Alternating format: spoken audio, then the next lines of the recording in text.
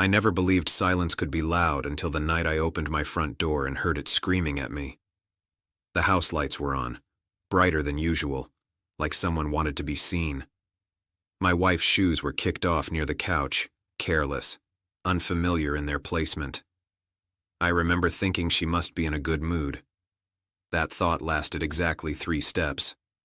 A laugh drifted from the bedroom, not hers alone.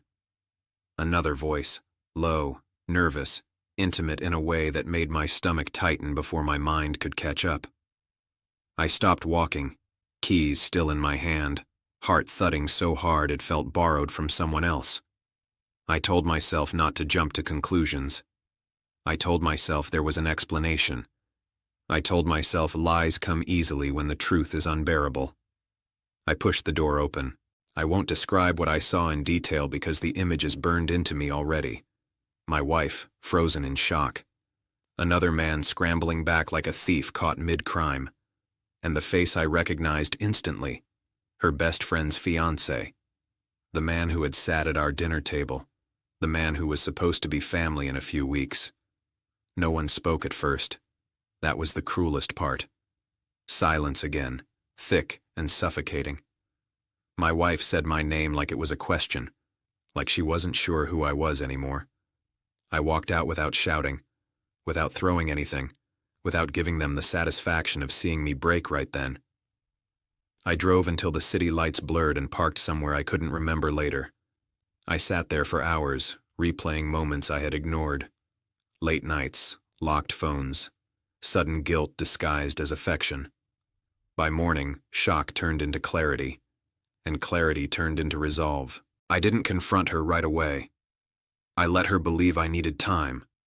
I let her cry, apologize, swear it meant nothing. I let her think she still had a chance. While she begged, I planned. The wedding was supposed to be perfect. Everyone said so. Her best friend had spent months obsessing over flowers, seating charts, colors that matched emotions. My wife was the maid of honor. I was scheduled to give a toast. I kept every message, every photo, every voice note I found when my wife slept beside me, unaware that love had drained out of the bed. On the day of the wedding, the venue shimmered with fake happiness. White linens, soft music, promises hanging in the air like fragile glass. My wife squeezed my hand, nervous for reasons she couldn't admit. When my turn came to speak, I stood slowly. I looked at the groom first, then at the bride. Her smile was radiant, trusting, complete. I spoke calmly. I thanked everyone. I congratulated them. Then I told a story about loyalty, about friendship, about betrayal hiding in plain sight.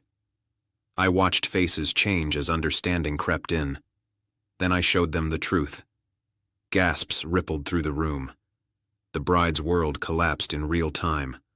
My wife reached for me, whispering my name like it could stop what was already done. The groom tried to deny it. The evidence spoke louder. The wedding didn't end with applause. It ended with screaming, tears, and a ring thrown across the floor. I walked out again, this time lighter. The divorce was clean. I had prepared for that too. I didn't fight for revenge in court. I fought for freedom. She tried everything: guilt, memories, promises of change. I listened politely. Then I signed the papers. Months passed. People stopped whispering. My ex stopped calling.